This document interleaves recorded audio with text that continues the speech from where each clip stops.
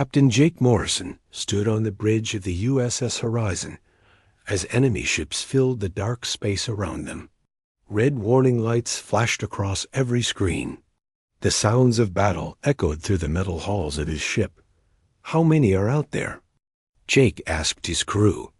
300 enemy ships, sir," said Ryan Hughes, his tactical officer. "We only have 97 ships left." Jake felt his heart sink. The Zephyrian Empire had come to destroy humanity. These aliens looked like giant insects with 4 arms and black eyes. They had weapons that could destroy entire planets. They wanted to wipe out every human in the galaxy. "Sir, we're losing ships fast," said Lisa Parker from her communication station. Her voice shook with fear. "The USS Liberty just exploded. The USS Freedom is taking heavy damage." Jake watched through the front window as another human ship burst into flames. The Zephyrians were winning. They had been planning this attack for years. Their ships were bigger and stronger than anything humans had built. "All ships, fall back to the asteroid field," Jake ordered into his microphone. "We need cover." The remaining human ships turned and flew toward the rocks floating in space near the planet Kepler 442c. The Zephyrian ships followed them like hungry wolves chasing deer. Jake's ship shook as enemy weapons hit their shields. Sparks flew from broken control panels. The lights went out for a few seconds, then came back on. "Shields at 30%, reported Chief Engineer Kate Sullivan. "We can't take much more of this." "Sir, I'm getting something strange," Lisa said, looking confused.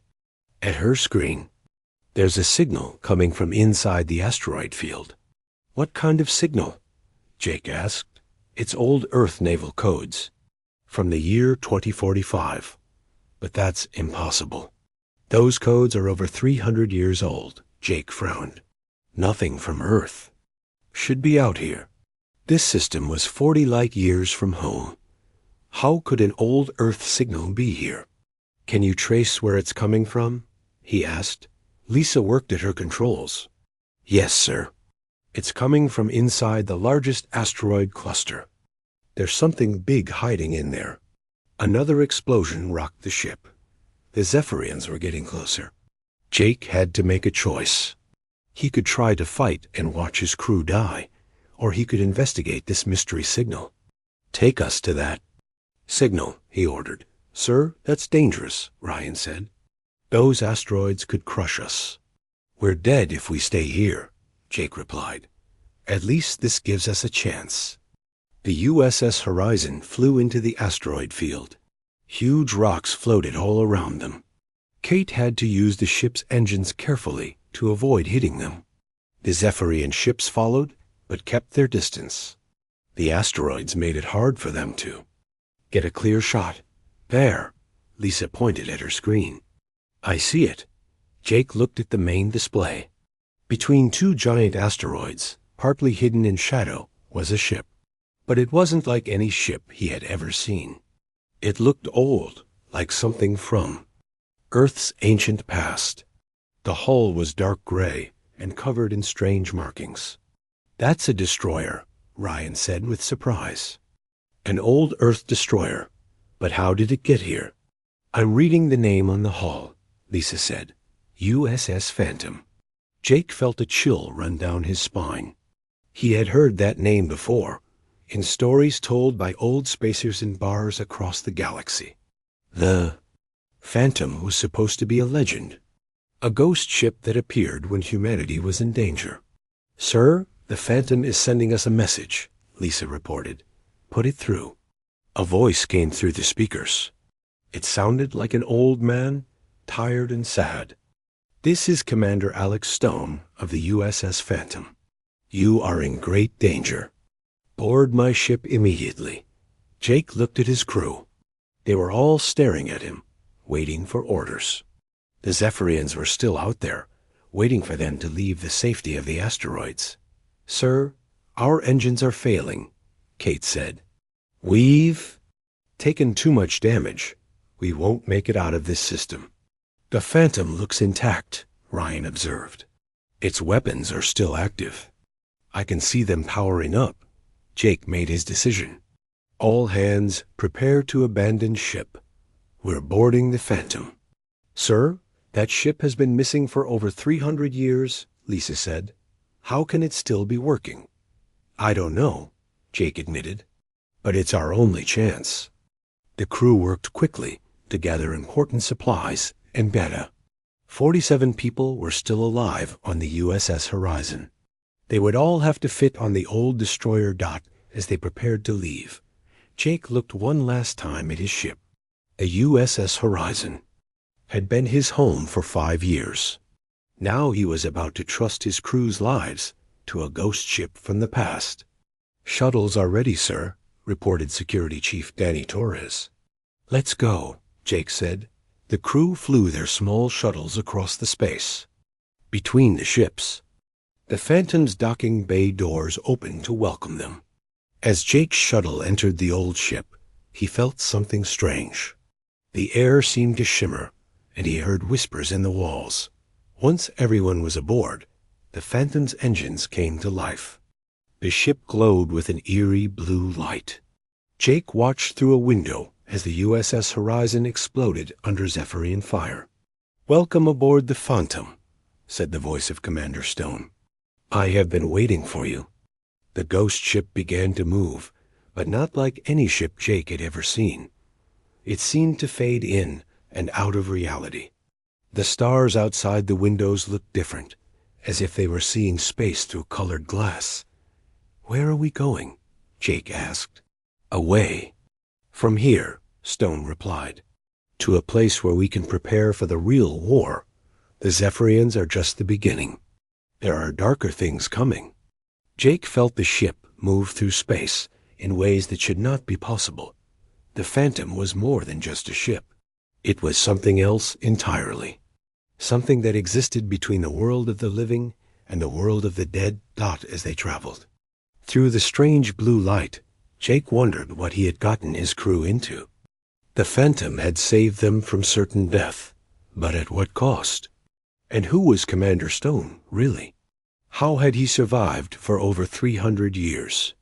The ghost ship sailed on through the darkness, carrying its new crew toward an uncertain future. Behind them, a Zephyrian fleet searched the asteroid field for any sign of the humans who had simply vanished into thin air. Jake Morrison walked through the halls of the USS Phantom with his crew. The ship felt strange under their feet. Sometimes the walls seemed to breathe. Sometimes they heard voices that weren't there. This place gives me the creeps, said Danny Torres, looking around nervously. The walls keep changing color. I know what you mean, replied Lisa Parker. I saw a door that wasn't there a minute ago. When I looked back, it was gone. Jake tried to stay calm for his crew, but the ship scared him too. The Phantom was not like any normal ship. It felt alive, like it was watching them.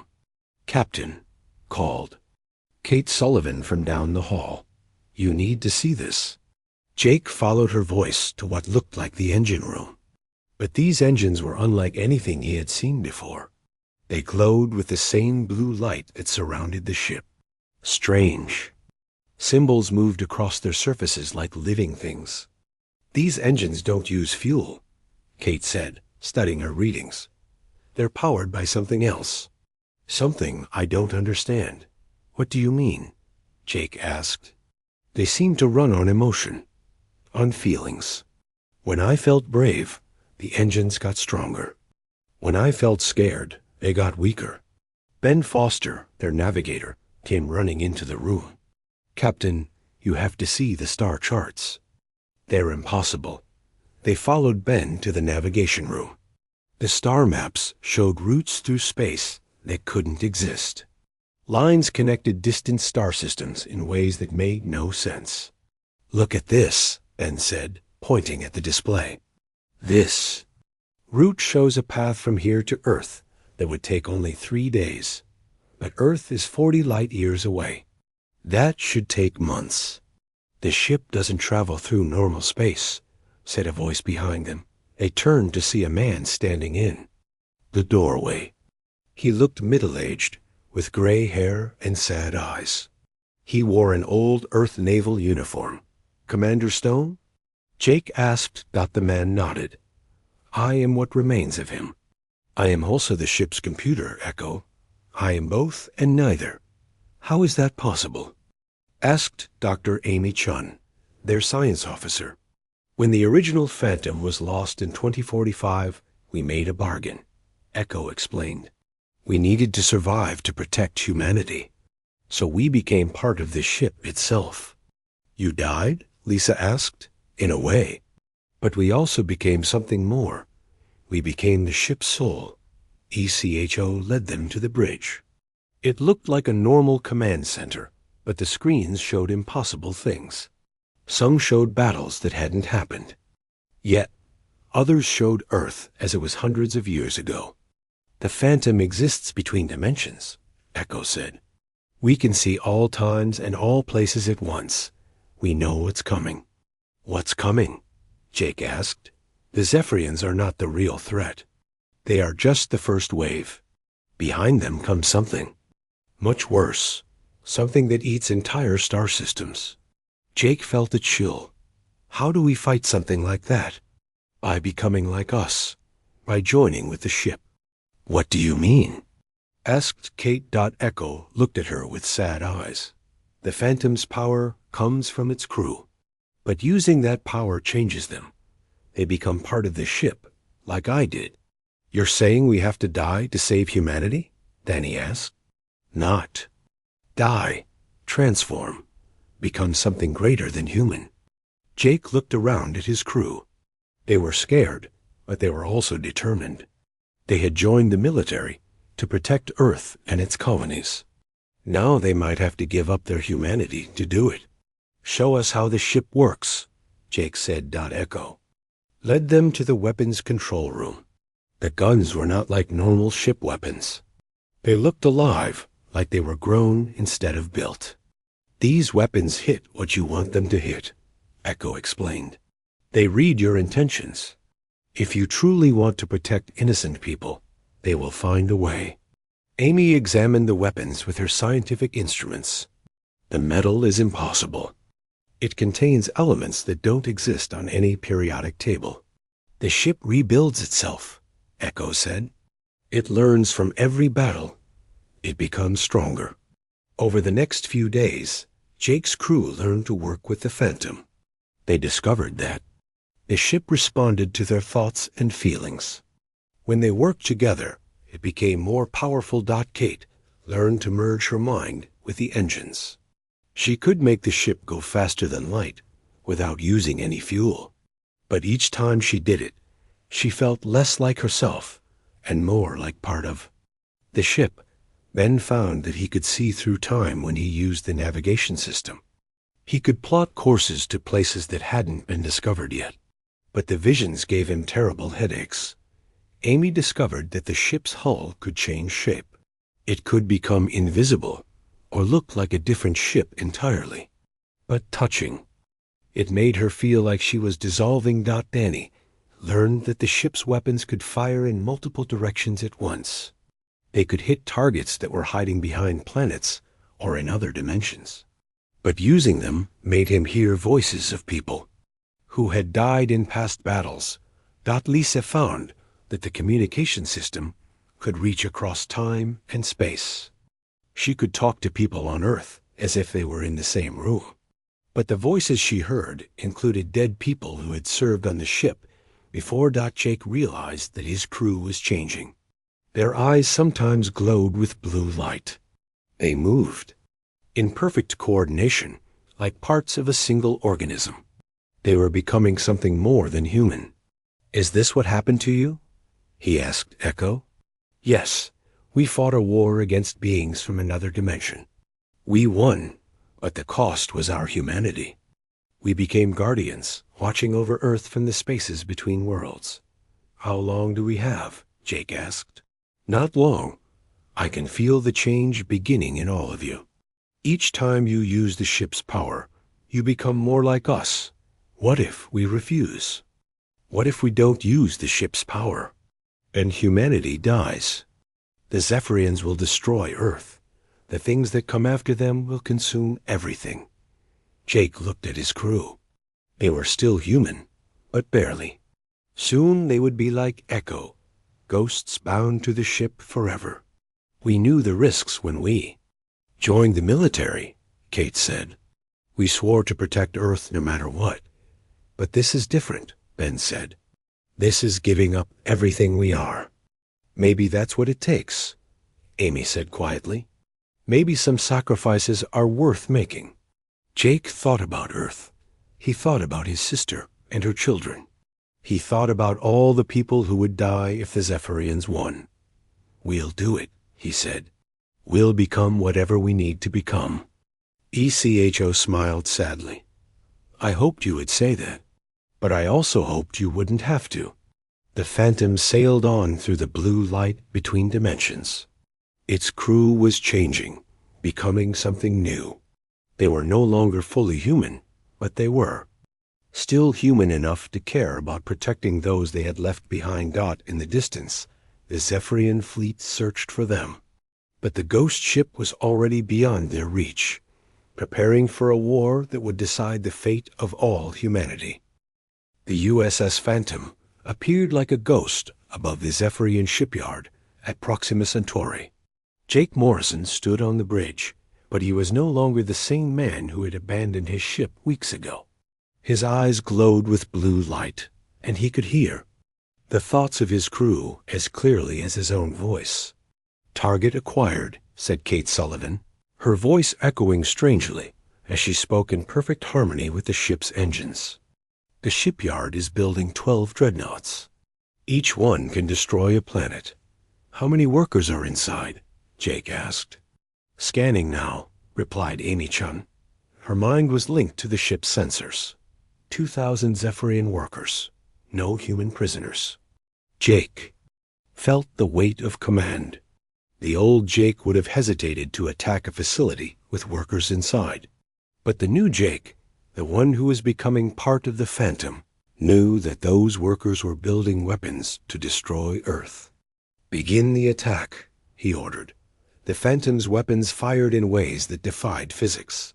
The energy beams bent around asteroids, passed through solid matter, and struck their targets from impossible angles. The Zephyrian shields, designed to stop. Normal weapons were useless against guns that existed in multiple dimensions. Within minutes, the entire shipyard was destroyed. The 12 dreadnoughts exploded in balls of fire. The construction platforms melted into slag. The Phantom had eliminated a threat that would have taken a normal fleet hours to destroy. Impressive work, said Echo, appearing beside Jake. But the Zephyrians are learning. They're studying the wreckage of our attacks. What do you mean? Jake asked. They fought beings like us before, long ago in another galaxy. They know our power comes with a price. On the main screen, Jake saw Federation news reports about the mysterious attacks. Admiral Carl Weber, the head of Federation Command, was telling reporters that the stories were false hope or enemy propaganda. He doesn't believe we exist, Lisa Parker said. She was monitoring all Federation communications simultaneously. Her mind spread across dozens of channels. Let him think that, Jake replied. We work better in the shadows. The Phantom's next target was a Zephyrian supply depot near Saturn. The enemy had built a massive station there, feeding weapons and troops to their fleets attacking the outer colonies. This time, the attack was different. When the Phantom appeared, the Zephyrians were ready. They had built new sensors that could detect dimensional shifts. They had weapons designed to hurt beings that existed between realities. They're firing some kind of energy net, reported Ryan Hughes. It's trying to trap us in normal space. Jake felt the ship struggle. The Phantom was designed to slip between dimensions, but the Zephyrian net was holding it in place. For the first time since boarding the ghost ship, Jake's crew was in real danger. Kate, can you break us free? Jake asked. I'm trying, Kate replied. Her consciousness was deep inside the ship's engines, pushing them beyond their limits. But I need more power. Take what you need, Jake said. Kate drew power from the crew's life force. Ben Foster collapsed as his energy was drained. Amy Chun's hair turned white in seconds. Danny Torres aged 10 years in moments. But the engines roared to life, and the Phantom broke free from the trap. We can't keep doing this, Jake said, looking at his weakened crew. Each time we use the ship's full power, we lose more of ourselves. That's the point, Echo said. The ship is preparing you for the final battle. You must become like us completely. What final battle? Jake asked. Echo showed him visions on the main screen. Deep in space, beyond the edge of the galaxy, something was coming. It looked like a massive shadow, dark and hungry. Stars went out as it passed by.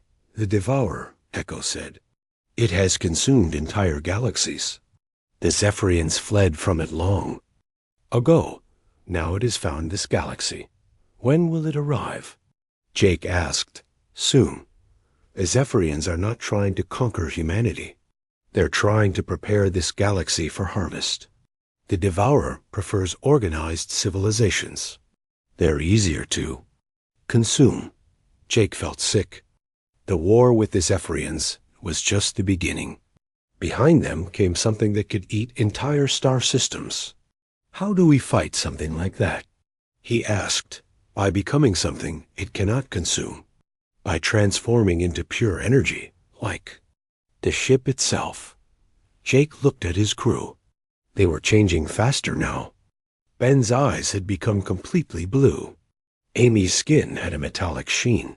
Danny moved with perfect precision, like a machine. Lisa spoke in multiple voices at once. How much time do we have? Jake asked. Not much. The transformation is accelerating. Soon you'll be like us completely. The Phantom's attacks became more frequent and more devastating. They struck at Zephyrian fleets across the galaxy, destroying command ships and leaving entire armadas in chaos. But each victory cost them more of their humanity. Jake found that he could see through time, like Echo. He watched possible futures unfold before him. In some, humanity survived. In others, the Devourer consumed everything. The futures where humanity lived all had one thing in common. The Phantom's crew gave up their human forms completely. We're running out of time, he told his crew after their latest attack. The Devourer will be here in days. Then we need to make our choice, Kate said. Do we stay human and watch everyone die? Or do we become something else and save them? I joined the military to protect people, Ben said. I don't care what I have to become. My family is on Earth, Amy added. My children. I'll do anything to save them. We all will, Danny said. That's what makes us human. The willingness to sacrifice for others, even if it means giving up our humanity? Lisa asked. Especially then, Jake replied. The Phantom detected the Devourer's approach. It was massive, larger than solar systems. It consumed matter and energy, growing stronger with each star it devoured. The Zephyrian fleets were fleeing before it, abandoning their war against humanity. It's coming for Earth, Echo said. The Devourer can sense the concentration of life there. It will feed on our home world first. Jake made his decision. All hands, prepare for final transformation. We're going to become part of the ship permanently. Sir, Kate said, once we do, there's no going back. We'll never be human again. I know, Jake replied. But our children will be. Our families will be. That's what matters. The crew gathered on the bridge. They joined hands, feeling their consciousness merge with the ship and with each other. Jake felt his individual identity dissolving, becoming part of something greater. As the transformation began, Jake had one last thought as a human being. They were becoming monsters to fight a greater monster. They were giving up everything they were to save everything they loved. The Phantom sailed toward Earth, its crew no longer human, but still carrying human hearts. The final battle was about to begin. Behind them, the Devourer approached, hungry and unstoppable. But ahead of them was Earth, blue and beautiful, home to billions of people who had no idea that their salvation was coming in the form of a ghost ship crewed by the spirits of heroes. Jake Morrison was no longer human. He existed as pure consciousness within the USS Phantom, merged with his crew and the ship itself. They had become something beyond mortal understanding, but their purpose remained the same: protect humanity. At any cost, the Devourer filled the space beyond Earth's solar system. It was not a ship or a creature, but something far worse. It was hunger itself, a living void that consumed entire star systems. As it approached, the outer planets began to dim, their light and heat being drained away. "The Zephyrian fleet is retreating," reported what had once been Lisa Parker. Her voice came from everywhere and nowhere, speaking through the ship's communication system. "They're abandoning their attack on Earth. They know what's coming," added the consciousness that had been Ryan Hughes. "They've seen the Devourer destroy their home galaxy." Jake felt the memories of 1,000 battles flowing through him. He was no longer just Jake Morrison, but also Commander Stone from 2045, Captain Santos from 2156, and dozens of other heroes who had given up their humanity to serve aboard the Phantom. "Earth's defense fleet is taking position," observed they, part of their collective mind that had been Ben Foster. "Admiral Weber has 300 ships. It won't be enough." "Nothing conventional can stop the Devourer," said Echo, who is now part of them as well. "It feeds on energy, matter, even time itself. The only way to defeat it is to become something it cannot consume." Jake watched through the ship's sensors as the Devourer approached Earth. It moved like a living shadow, stretching across space. Where it passed, stars went out, planets cracked apart. The very fabric of reality seemed to tear. "The transformation is complete," announced what had been Kate Sullivan. She was now one with the ship's engines.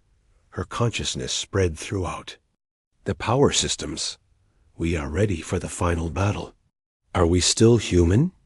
asked the voice that had been Amy Chun. "We are what humanity becomes when it chooses to be more than human," Jake replied. "We are its guardians, its protectors, its sword in the darkness." The Phantom emerged from dimensional space above Earth, but this time it did not hide. The ship appeared in full view of the planet, its hull glowing with the blue light of pure energy. Every human on Earth could see it, a ghost ship hanging in the sky like a guardian angel. "Admiral Weber is trying to contact us," reported the Lisa consciousness. "Let him," Jake said. It's time they knew the truth. Admiral Weber's face appeared on screens across the ship. He looked older than Jake remembered, tired from years of war. "Unknown vessel, identify yourself," Weber commanded.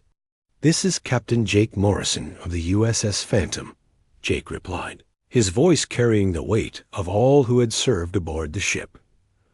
"We are what remains of humanity's defenders." Weber's eyes widened. "Morrison, you died at Kepler 442. Your ship was destroyed. We found something greater than our ship," Jake said. "We found purpose. We found the strength to become what humanity needs us to be." "The Devourer is approaching," Weber said. "Our weapons can't even scratch it. How do you expect to stop it?" "By being something it cannot consume," Jake replied. "By becoming the thing it fears most." The Devourer reached Earth's orbit. It was so large that it blocked out the sun. The planet began to grow cold as its energy was drained away. Ice formed on the oceans. The atmosphere started to thin. "It's feeding on Earth itself," Weber reported in horror. "The planet is dying." Not while we exist, Jake said. The Phantom moved between Earth and the Devourer. The ship began to change, growing larger, its hull becoming transparent. The crew's consciousness expanded, filling space itself. We are no longer bound by physical form, Jake announced. We are energy, thought, will made manifest. The Devourer struck at the Phantom with tentacles of pure darkness. But the attacks passed through the ship harmlessly. The Phantom existed in multiple dimensions simultaneously, untouchable by conventional means. It cannot feed on us, observed the Danny consciousness. We are not matter or energy. We are something else. We are human determination made real. Jake said, we are the refusal to give up. Even when all seems lost, the Phantom began to fight back. Its weapons fired not energy beams, but pure concepts. Hope struck the Devourer's hunger. Courage attacked its fear. Love battled its emptiness. It's working, Weber reported from his flagship. The Devourer is retreating. But Jake knew the battle was far from over. The Devourer was not just a monster. It was a force of nature, entropy given form. It had devoured entire galaxies. It would not be defeated easily. We need more power, Kate's consciousness said. The ship is at its limit. Then we give it more, Jake replied. We give it everything. The crew's consciousness began to merge completely with the ship. They became the Phantom itself, their human memories and emotions becoming part of its structure. Jake felt himself dissolving, becoming one with the vessel that had saved them.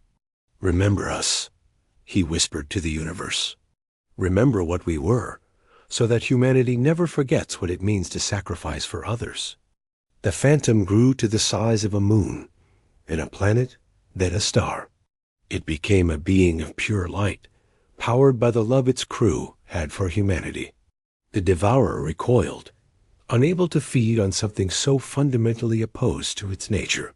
We are the light in the darkness, Jake's voice echoed across space.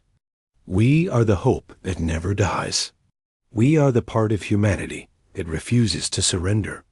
The battle lasted for hours in normal time, but eons in the spaces between dimensions. The Phantom and the Devourer fought across multiple realities there, conflict shaking the foundations of existence itself. Finally, the Devourer retreated. It could not consume beings who had transcended physical existence. It could not feed on love, hope, and sacrifice. It fled to the dark spaces between galaxies, seeking easier prey. It's over, Weber reported, his voice filled with awe. The Devourer is gone. For now, Jake replied, but it will return someday. And when it does, we will be waiting. The Phantom began to fade from normal space. Its crew had become something beyond human understanding, but they retained their human hearts. They would watch over humanity from the spaces between worlds, ready to defend it when the time came. Will we ever see you again? Weber asked. You will see us when humanity needs us most, Jake said. We are the sword that guards the realms of men. We are the shield that protects the innocent. We are the ghost ship that sails forever, crewed by heroes who chose to become legend. The Phantom disappeared into dimensional space, leaving Earth safe in the warm light of its sun. But somewhere in the darkness between stars, the ghost ship continued its eternal patrol, watching over the species it had sworn to protect. Jake Morrison and his crew were gone, but their sacrifice had saved humanity. They had become something greater than human to ensure that humanity itself would survive. They were the guardians in the dark, the watchers on the wall, the heroes who had given up everything to save everyone. 10 years had passed since the Devourer's defeat. Earth was rebuilding, stronger than ever. The human colonies spread across the galaxy, no longer fearing the Zephyrian threat. But Admiral Carl Weber remembered the ghost ship that had saved them all. Sir, we're getting reports from the Outer Rim, said his aide. Lieutenant Commander Sarah Mills.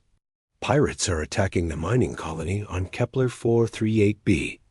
Weber looked up from his desk. Send the Fifth Fleet to deal with them. Sir, the Fifth.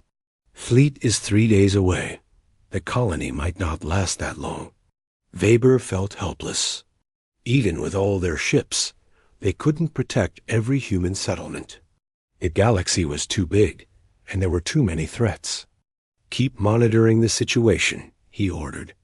Maybe we'll get lucky, but luck came in a different form than Weber expected. The next report from Kepler 438b was filled with confusion and wonder. Sir, the pirates are gone, Sarah reported. The colonists say a ghost ship appeared and destroyed the entire pirate fleet in minutes. Weber felt his heart race. Did anyone get a visual? Yes, sir. The ship matched the profile of the USS Phantom. Weber smiled. The ghost ship was still out there, still protecting humanity. Jake Morrison and his crew had kept their word. Across the galaxy, similar stories spread. Traders spoke of a mysterious ship that appeared when human vessels were in danger. Deep space explorers told tales of a spectral vessel that guided them to safety when they were lost. Pirates and slavers whispered in fear of a ghost ship that struck without warning.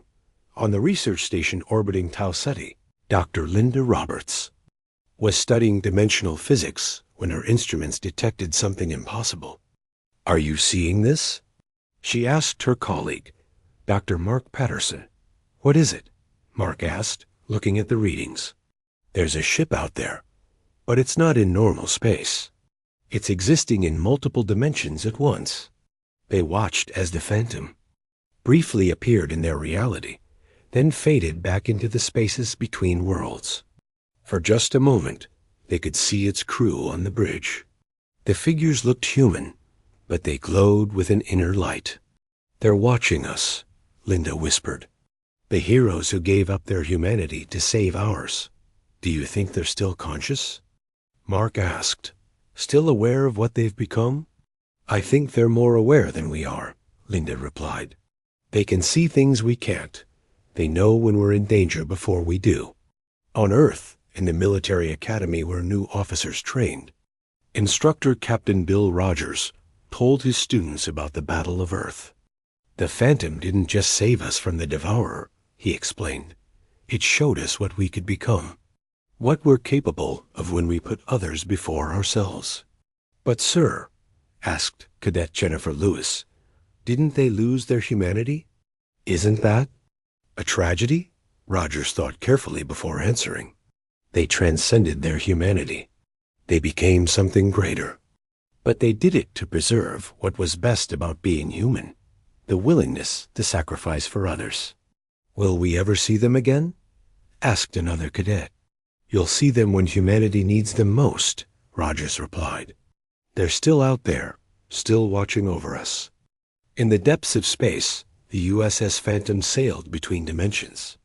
Its crew existed as pure consciousness, but they retained their human memories and emotions. Jake Morrison could still remember the taste of coffee, the warmth of sunlight, sound of laughter. These memories anchored them to the species they protected.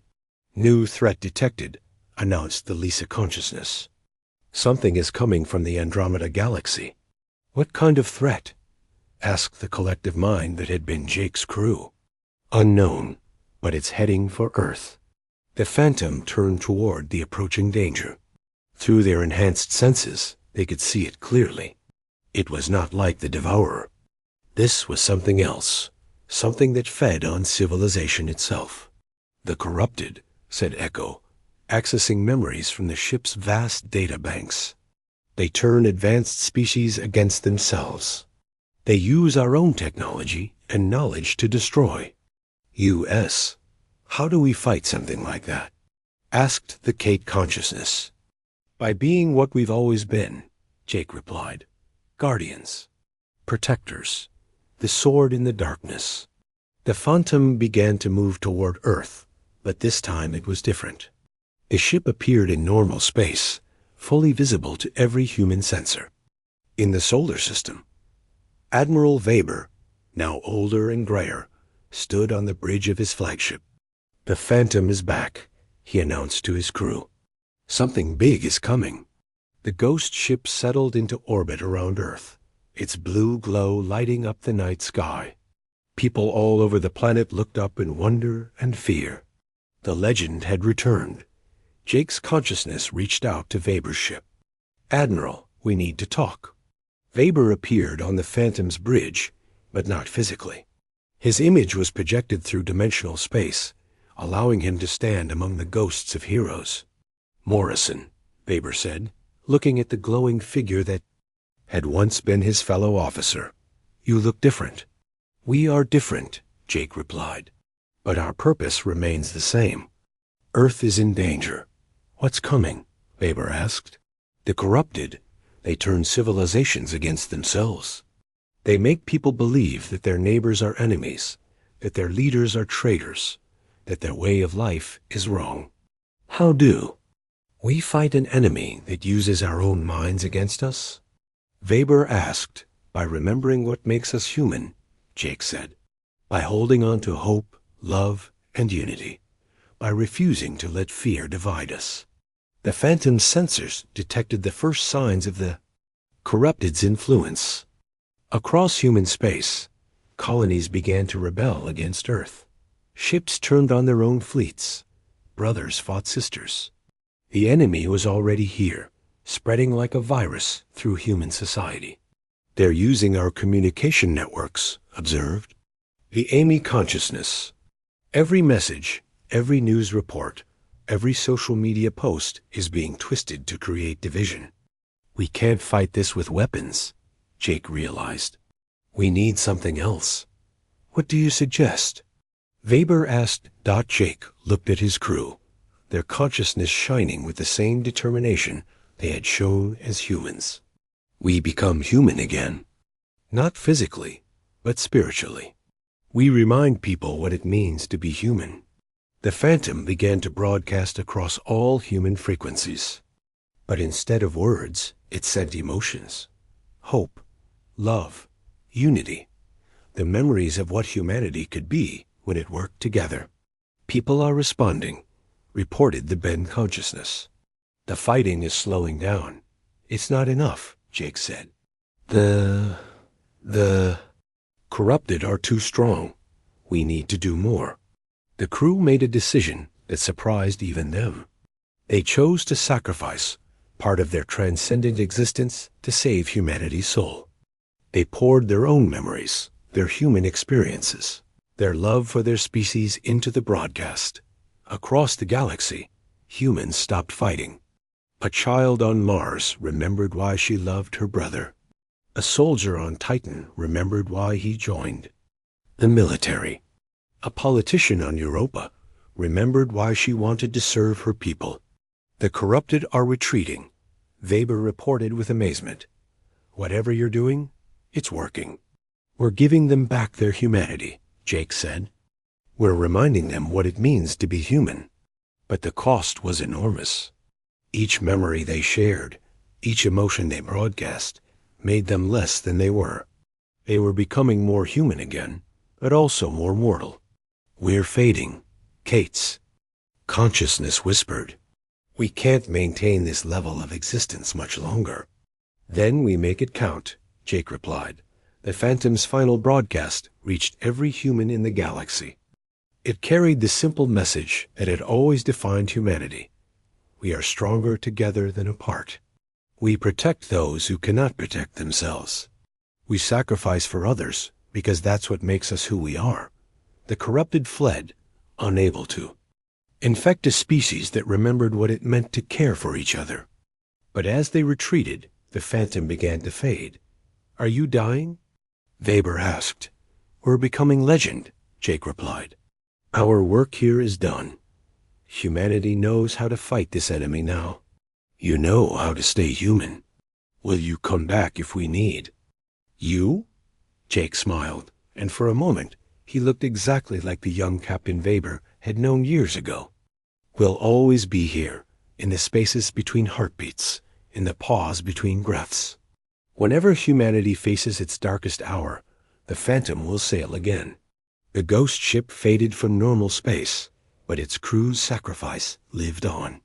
Across the galaxy, humans remembered what it meant to be human. They built monuments to the heroes who had given up everything to save them. They told stories of the ghost ship that appeared when hope was lost. In the military academy, Captain Rogers updated his lessons. The Phantom's crew didn't just save us from external threats, he told his new students. They saved us from ourselves. They reminded us that our greatest strength isn't our weapons or our technology. It's our ability to care for each other. Are they gone forever? Asked a young cadet. Rogers looked out the window at the stars. Somewhere out there, in the spaces between dimensions, the USS Phantom continued its eternal voyage. Its crew was legend now, but legends never truly die. They're out there, he said, watching, waiting, ready to return when we need them most, because that's what heroes do. They never really leave us. They become part of who we are. The ghost. Ships sailed on through the dark between the stars, crewed by the spirits of those who chose to become more than human, so that humanity itself could survive. They were the guardians in the night, the protectors of all that was good in the human spirit. And somewhere in the vast emptiness of space, Jake Moore,